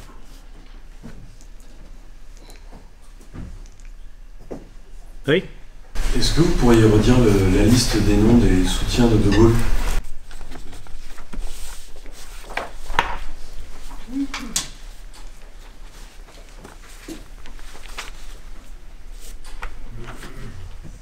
Alors, le plus connu, parce qu'il a eu un rôle pour la nouvelle Constitution française, c'est René Cassin. Appartenance bien connue. Jean-Pierre Lévy, Daniel Meyer, Maxime Bloch-Massard, Jacques-Henri Simon, Jacques Soustelle, Georges Bidault, Maurice Schumann, un des pères de l'Europe, André Mercier du Parti communiste, Le Trocker de la SFIO, Claude Bourdet de Combat, entre autres. Il en manque certainement, si je vous en ai d'autres, mais... Le père de l'Europe, c'est pas Robert Schuman? Comment? Le père de l'Europe, c'est pas Robert Schuman? Dites Maurice. C'est Robert. C'est Robert. C'est Robert. Attendez. Ah oui, oui, non, pardon, oui. Bon, Maurice Schumann, tout à fait, non, tout à fait. Tout à fait, non, non. D'ailleurs, je ne sais pas quel est le lien de parenté les deux. Probablement pas, d'ailleurs, je crois. Oui? Attendez, non, C'était pour revenir, en fait, j'ai pu voir pas mal de vos conférences en fait, donc sur YouTube. Parce que en fait, bon, je suis un des fidèles de Saint-Nicolas du Chardonnay. Mais je comprends tout à fait, enfin moi-même je commençais à comprendre certaines petites choses un peu étranges de mon côté. Et donc en fait, pour rappel, il y a aussi un des membres de la famille du général Puga qui est un abbé là-bas. Oui, tout à fait. Et avec qui j'ai pu m'entretenir, parce qu'en fait, vous savez, moi j'ai pris des notes sur certaines de vos conférences, donc moi en petit rapporteur, enfin, sans non plus donner la source, je suis allé un peu voir l'abbé, je lui ai posé la question, excusez-moi, vous avez bien un frère, un avocat juif sioniste qui tiendrait les finances de Saint-Nicolas du Chardonnay? Ouais, il me dit, en fait, vous n'avez à vous inquiéter de rien parce qu'il a le rôle de conseiller. Et il a terminé par une petite expression assez cocasse où il disait « Je peux vous assurer que ce n'est pas lui qui tient les cordons de la bourse. » Voilà. Donc bon, ça c'était le point de vue après à l'intérieur de Saint-Nicolas pour essayer de faire... Il a botté en touche, comme on dit. Il a botté en touche. Et puis, je sais plus sur quel... Ah oui, et puis concernant les histoires avec le monseigneur Bernard Fellet, donc je vais poser la question, mais c'est vrai qu'il y a vraiment des tentatives de ralliement à l'église conciliaire, c'est quoi ces histoires et tout, parce que moi je faisais les friers, quoi. Je sais bien, non, mais c'est pas possible, on peut pas... Surtout qu'en plus maintenant avec YouTube on peut voir des déclarations du pape qui parlent carrément de Lucifer dans ses prières. Enfin, c'est pour montrer à quel point ça part très loin. Et donc il me disait non, mais alors ce qu'avait essayé de faire Monseigneur Bernard Fellet dans la droite ligne de Monseigneur Marcel Lefebvre, c'était d'obtenir auprès du Vatican une reconnaissance, une prélature individuelle. Voilà. En gros, il m'avait expliqué qu'en ce moment, alors vu qu'il y a du politique là-dedans, ça n'avait jamais vraiment terminé, mais les expressions, les négociations sont au point mort. T'es encore heureux? T'es encore heureux? Non, mais le problème, oui, bon, on va pas ergoter là-dessus. Bon, de toute façon, j'en avais parlé, je crois que le livre n'est pas là, dans Tradition ou Révolution. Ah si, il est là. Tradition ou Révolution, j'ai exposé tout ça. Ils savent... ils sont en porte-à-faux.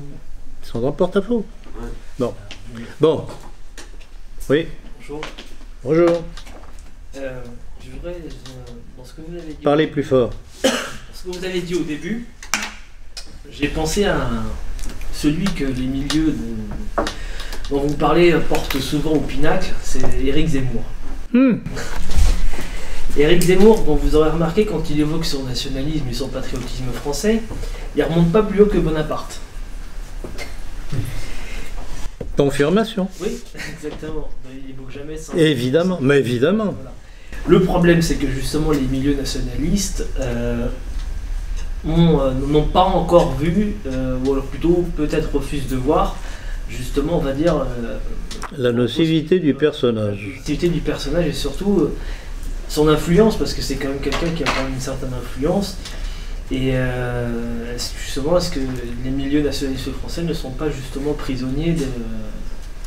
Alors, qu'entendez-vous déjà par milieu nationaliste français? Parce que alors là, il ne faut pas mélanger. Je vais être très brutal. Alors, les milieux qui se prétendent. Oui, qui se prétendent, parce qu'il ne faut pas mélanger les serviettes et les torchons. Les milieux qui se prétendent nationalistes. Et vous comprendrez pourquoi quand vous verrez l'entretien de ce matin. Parce que là, vraiment, ça commence à dépasser toutes les bornes.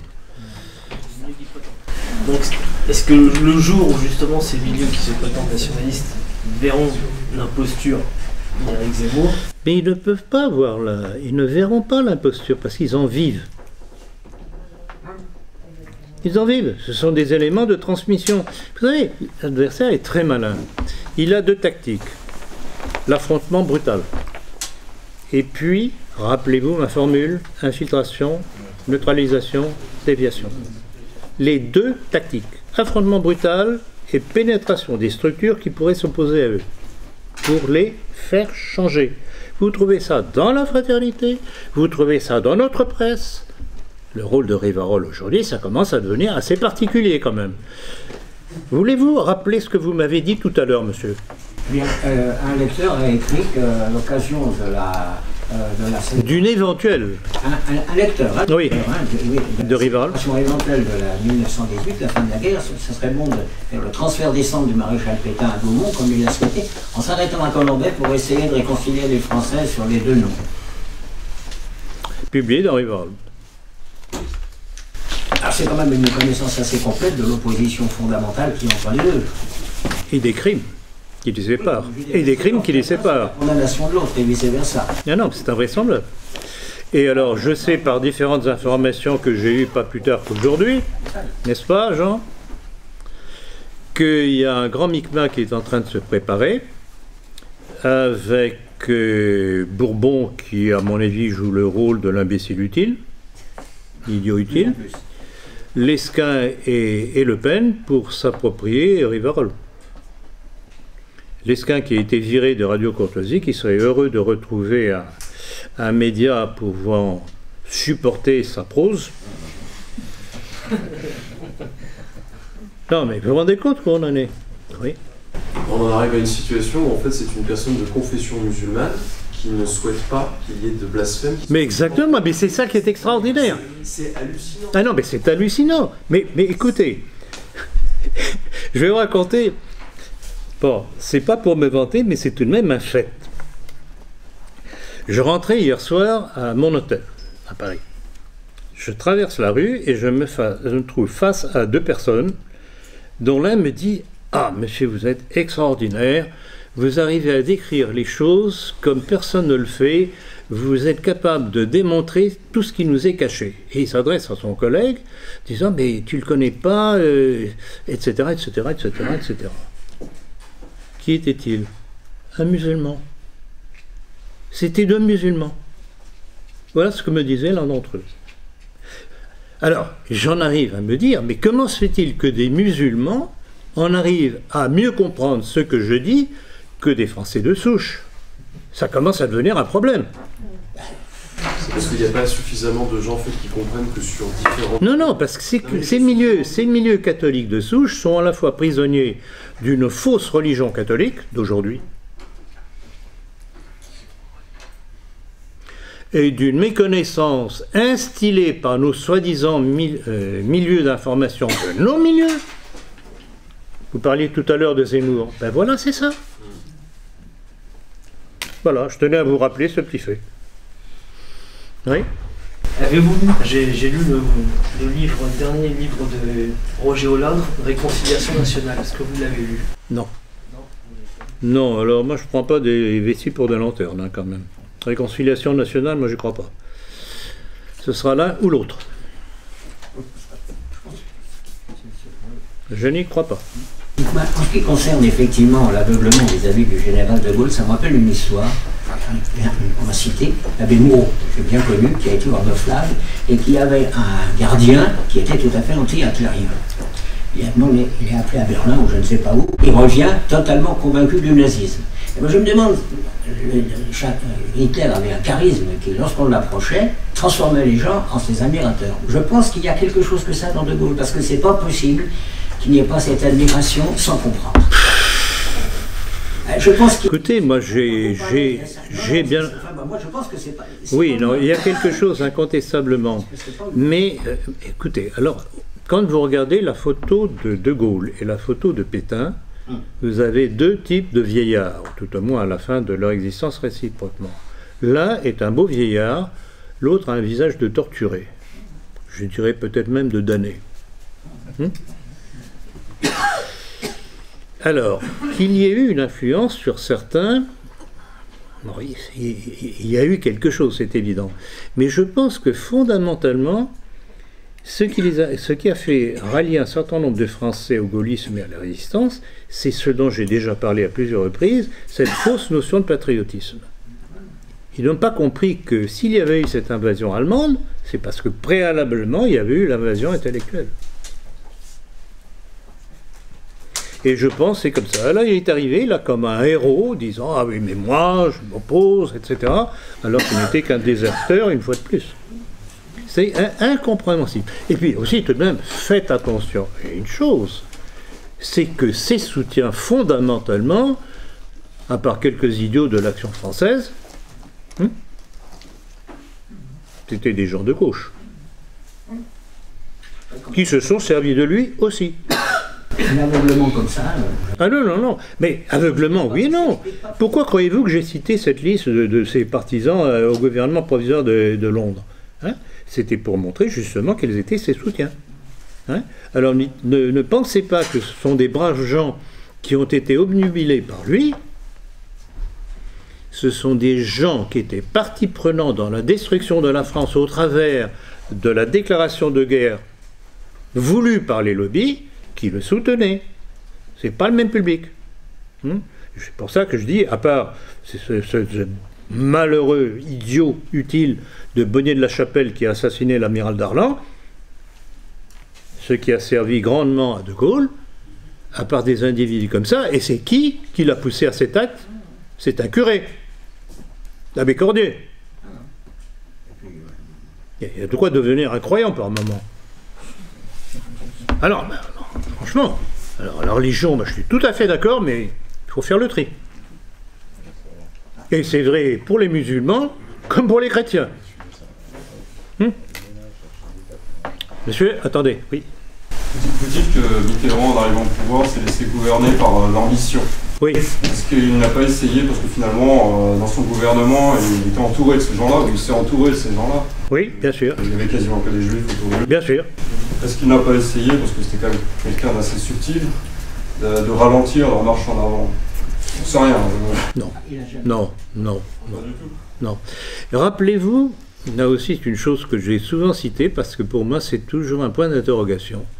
L'émission qu'il avait faite avec El Kabash, sur Europe 1, je crois. Je ne peux pas m'excuser. C'était extraordinaire parce qu'on voit le Mitterrand qui accepte tout d'El Kabash, première partie de l'émission.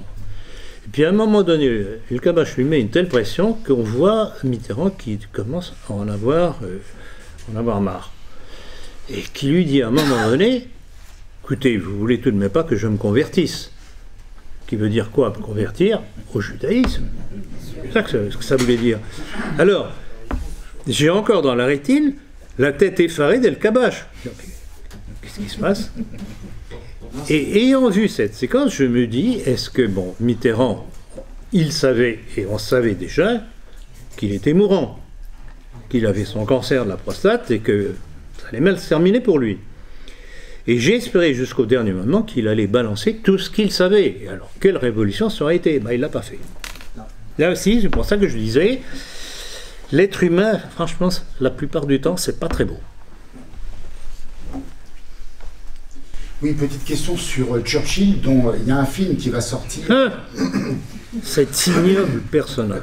Et ce serait intéressant de préciser le couple Churchill-De Gaulle dans la montée de De Gaulle, précisément.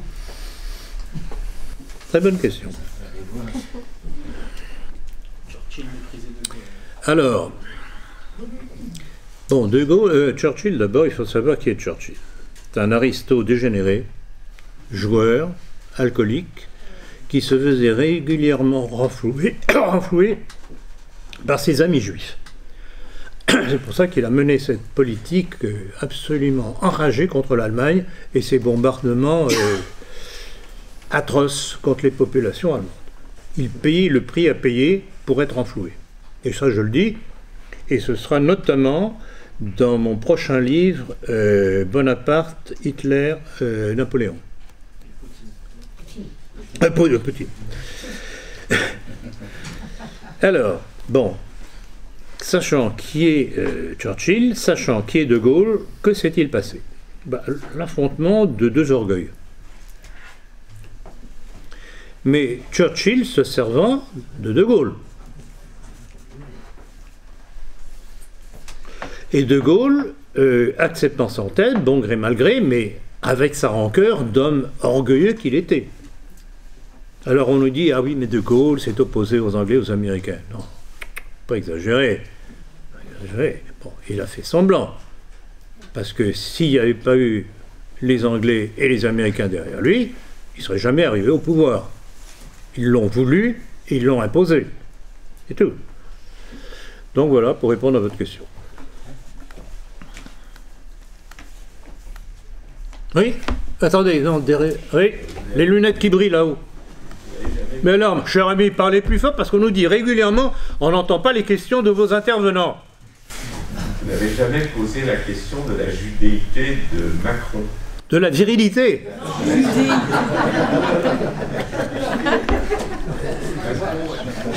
Répétez votre question. Vous n'avez pas posé la question de la judéité de Macron. Est-ce que Macron est juif? Non. Je n'en sais rien. Je n'en sais rien, et en tout cas, c'est une bonne imitation. Non, c'est que ça. Vous avez un élément là-dessus? Moi, oui. Je voulais juste te dire, par exemple, que l'anagramme parfait de Emmanuel Macron, c'est Mammon, Encu, Hip, Eura. C'est l'anagramme parfaite. Donc il y a peut-être un petit message à y voir aussi. Alors, c'est possible, mais à la limite, c'est pas ça qui est important. Qu'il le soit pas, c'est pas ça qui est important. C'est la politique qu'il mène, Aussi. parce que c'est comme s'il l'était. Oui. C'est tout, c'est aussi simple que ça. C'est comme on dit, ah mais un tel est franc-maçon. Si j'ai pas de preuve qu'il est franc-maçon, je vais pas dire qu'il est franc-maçon. Moi, ce qui m'intéresse, c'est pas qu'il soit ou qu'il le soit pas, c'est la politique qui fait qui est maçonnique ou qui n'est pas. C'est aussi simple que ça. Autre question, oui. Une observation, c'est que l'action en fait qu'il y a eu Mitterrand en 82, au début des années 80 avec le tournant de la rigueur, et la trahison des idéaux de la gauche, sachant qu'il avait été décoré par Pétain, et qu'on voit maintenant un petit peu comment les choses se profilent, et on voit un petit peu justement toutes les horreurs qui se cachent finalement derrière la gauche, cette politique totalement nihiliste. Je me demande si peut-être Mitterrand n'avait pas justement fait exprès pour faire ce tournant de la rigueur, pour préparer, je sais pas, je me rends pas compte s'il y a peut-être un enchaînement un peu, quelque part dans les événements au cours du temps. Je suis pas convaincu. Malheureusement, pour moi, la seule chose qui compte, c'est le résultat. Et le résultat est mauvais. Alors, ce que l'on peut dire au sujet de Mitterrand, c'est qu'il a participé à la montée du Front National. Ça oui. Ça oui. Alors, je sais pas qu'est-ce qu'il a voulu faire. A-t-il cru justement au personnage Le Pen? C'est pas exclu. En se disant, je vais faire monter le Front National, ce sera un petit peu la revanche de mes idéaux de jeunesse. Alors là, il s'est bien trompé. Non, mais quand on parle de Mitterrand, il faut comprendre une première chose qui explique tout le reste. Il est d'une complexité invraisemblable.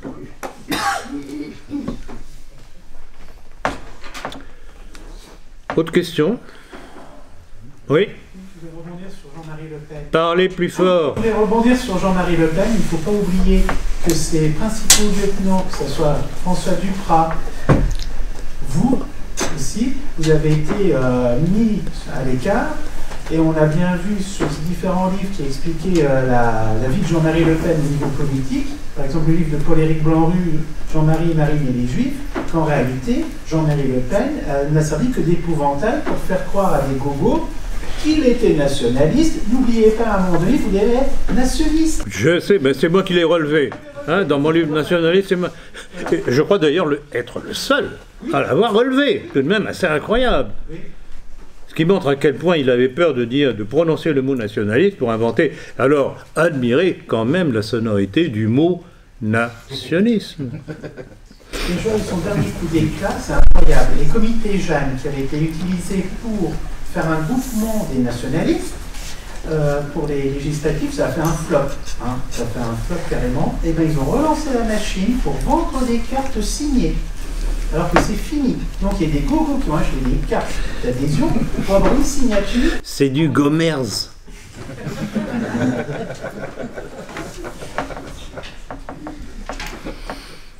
Est-ce que Jean-Marie Le Pen serait-il pas un peu juif sur les bords? Est-ce que Jean-Marie Le Pen Serait-il pas un peu juif sur les bords? Bien qu'il soit breton. Est-ce que c'est un breton je sais pas, il appartient peut-être à une tribu cachère. Cachée. Pardon, cachée. Non, mais c'est pathétique. D'ailleurs, c'est pour ça que j'ai voulu traiter du personnage dans mon livre Histoire d'une trahison. là aussi est un personnage complexe. Alors, quelle a été sa sincérité au départ de son action? Je n'en sais rien. Mais la suite, bah, je l'ai vécu en grande partie jusqu'au moment où j'ai claqué la porte en 1993. Et là, on peut dire que la Sissi... Alors la Sissi, à un moment donné, j'y ai cru en partie, mais sur un plan purement tactique, en me disant, bon, elle au moins, elle veut arriver au pouvoir. Alors que le père, on savait très bien qu'il n'a jamais voulu arriver au pouvoir. Mais le problème, c'est que, bon, c'est comme son père, elle s'est inféodée aux francs-maçons et aux juifs. Et alors hier, sur une des chaînes que je regarde habituellement, on nous parlait du nouveau couple du Front National, Marine Le Pen, Gilbert Collard, en remplacement de Philippot. Donc vous vous rendez compte? Vous vous rendez compte? Ce parti est superposable à n'importe quel autre parti aujourd'hui. Les mêmes tenants et aboutissants, les mêmes, je dirais, sponsors, la même politique. Oui. Est-ce que vous pouvez revenir sur Robert Ménard et la crèche qu'il a remplacée par une menorah? Alors, je ne sais pas si c'est de l'humour ou pas. Alors, pour la petite histoire, comme bon nombre de maires en France, il avait mis une crèche dans une pièce de sa mairie. Et comme nombre d'autres maires en France, il a reçu l'injonction de la République de la retirer vite fait et bien fait. Et alors j'ai appris tout dernièrement, je crois que ça doit dater d'hier ou d'avant-hier, qu'à la place il avait mis une menorah géante. Alors, deux choses à observer. Est-ce que c'est de la provocation et de l'humour de sa part? Et deuxième question, est-ce qu'au nom de la laïcité, les pouvoirs publics l'ont fait retirer la menorah, comme pour la crèche, puisque c'est ça l'excuse. J'attends la réponse. Non, mais vous vous rendez compte où on en arrive? La France juive. Oui. Il y a une phrase, je ne sais pas si c'est vous qui l'avez sortie, mais ça, en gros, ça corrobore. On dit la République, c'est la loge, et derrière la loge, il y a la synagogue. Alors, je l'ai dit, pas nécessairement de cette façon-là, mais ça revient au même, c'est que quand je dis que la maçonnerie est la créature de la juiverie. Ce sont les juifs. Écoutez, mais vous avez mon livre La maçonnerie? Oui. Bon, eh bien, relisez le passage justement sur la création, l'émergence de la maçonnerie. Ce qui caractérise la maçonnerie, ce sont tous les symboles hébraïques que l'on y trouve. Et rappelez-vous tous les textes que je donne, à la fois de francs-maçons et de juifs, qui disent que c'est la Kabbale qui sert de fondement à la maçonnerie. Qu'est-ce que vous voulez de plus? Qu'est-ce que vous voulez de plus? C'est signé, c'est eux qui le signent, c'est pas moi. C'est peut-être aussi la raison pour laquelle on veut diaboliser aujourd'hui Pétain à tout prix, parce que la période du maréchal Pétain, ça correspond un peu, lorsqu'il fait son fameux slogan « Travail, famille, patrie ». Tout à fait. C'est un retour, on va dire, à l'ordre naturel. Mais bien entendu. Mais bien entendu. Mais tout était en potentialité dans l'État français. Et s'il n'y avait pas eu ce public de nuls, de bien-pensants, etc., mais il fallait des gens déterminés. Il y en a eu, mais ils n'étaient pas assez nombreux pour peut-être trop gentils, trop obéissants au maréchal, qui lui-même, bon, étant tout de même quelque peu âgé, s'est laissé faire par certains de son entourage. Et prenez l'histoire de Mersel Kébir, sur laquelle je reviens très souvent. Pourquoi est-ce qu'à partir de la traîtrise ignoble des Anglais à Mersel Kébir, il n'y a pas eu de renversement d'alliance? Ça aurait tout changé. Ça aurait tout changé.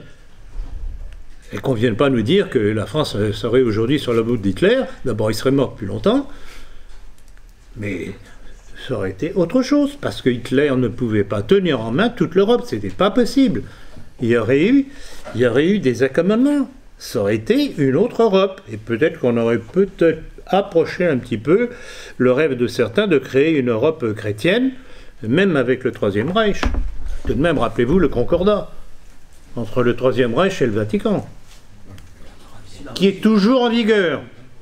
Qui est toujours en vigueur, je le rappelle dans mon prochain livre. C'est même admirable. Donc vous voyez, c'est ça qui me fait enrager quand on lit l'histoire, de voir toutes les potentialités, tout ce qui aurait pu faire revenir l'histoire en arrière, repartir sur de bonnes bases. Et tout ce qui a été loupé par l'incompétence ou la lâcheté d'un certain nombre de responsables aux différentes époques. Et c'est pour ça, si je suis aussi dur, enfin je suis dur oui et non, puisque ce que je dis, ce sont des faits. Mais si c'est être dur que de rappeler ces faits pour en tirer des leçons, ben, je suis dur. C'est que si jamais on a de nouvelles possibilités, qu'on ne soit pas aussi nul que nos prédécesseurs. Et je dirais comme un certain De Gaulle, vous m'avez compris.